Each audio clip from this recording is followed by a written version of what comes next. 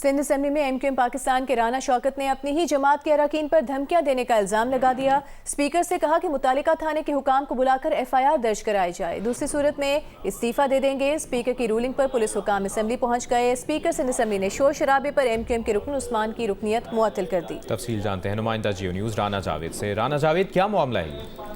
जी बिल्कुल, सिंध असेंबली का इजलास स्पीकर सैयद अवैस शाह की सदारत में जारी था और महकमा तालीम से मुतालिक वक्फा सवालात का सिलसिला जारी था कि इस दौरान एमक्यूएम के रुकन सूबाई असेंबली राना शौकत एडवोकेट ने स्पीकर से इजाजत लेकर बात शुरू की और कहा कि इस ऐवान में उन्हें उन्हीं की जमात के एमपीए शारिक जमाल की जानिब से धमकियां दी गई हैं और ये मामला इस तनाजुर में था कि कुछ दिन कबल साबिक पीएसपी के जो एमएनए हैं इकबाल महसूद, उन्होंने उनके दफ्तर में आकर मुसल्लह अफराद के साथ धावा बोला और तोड़फोड़ की और आज इसी तनाजुर में शारिक जमाल ने उन्हें धमकी दी कि बाहर निकलो, मैं क्या करता हूं। तो जिस पर राना शौकत ने स्पीकर से मुतालबा किया क्योंकि इस ईवान में मुझे धमकी दी गई, लिहाजा मुताल्लिका लोगों के खिलाफ कानूनी कार्रवाई की, जिस पर स्पीकर ने बरहमी का इजहार किया।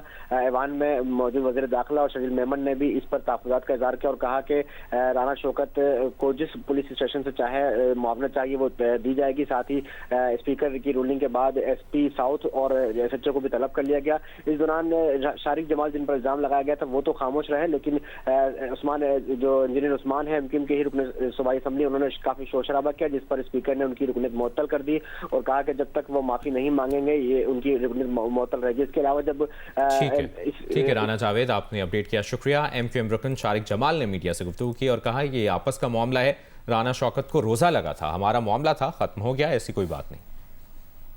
शारिक भाई, फिर क्या तो हुआ मामला? ये आप पर एक ब्लेम आया है और कह रहे हैं कि हाउस के अंदर हुआ है, आप क्या कहना चाहेंगे इस पर? कुछ नहीं कहना होगा, आपस का मामला है और बात ये है कि वो लाजमी उन्होंने करी, तो रमजान का महीना है तो रोजा लगा हुआ था इंसान को, तो बात ये है कि मुझे अगर ब्रेकिंग न्यूज ये है, पेशावर और गिरदोनवा में जल्जले के झटके महसूस किए गए हैं। मालाकंड और गिरदोनवा में भी जल्जले के झटके महसूस किए गए। लोअर दीर और गिरदोनवा में जल्जले के झटके महसूस किए गए हैं। हंगू, कोहाट, बाजोर, स्वात में भी जल्जले के झटके महसूस किए गए हैं। बुनेर, शांगला, शिमाली वज़ीरिस्तान में जल्जले के झटके महसूस किए गए हैं। आप जियो न्यूज़ के साथ रहिए। वज़ीर आला पंजाब मरीम नवाज की हिदायत पर पंजाब भर में मुखैर हजरात के इश्तिराक से निगहबान दस्तरखान सज गए।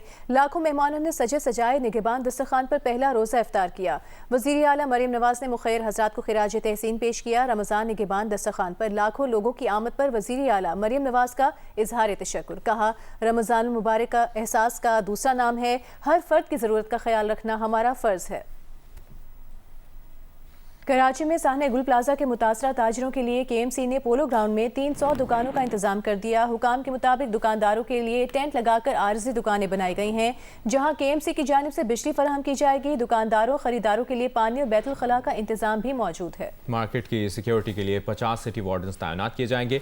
साहने गुल प्लाजा जुडिशल कमीशन का शहरियों से मालूमात के हुसूल के लिए रुजू करने का आज आखिरी रोज़ है। ज़राए के मुताबिक अब तक मुताद्दिद शहरियों ने बज़रिया ख़ुतूत ईमेल कमीशन से रब्ता किया है। कमीशन मालूमात का इब्तदाई जायज़ा लेने के बाद शहरियों को तलब करने का फैसला करेगा।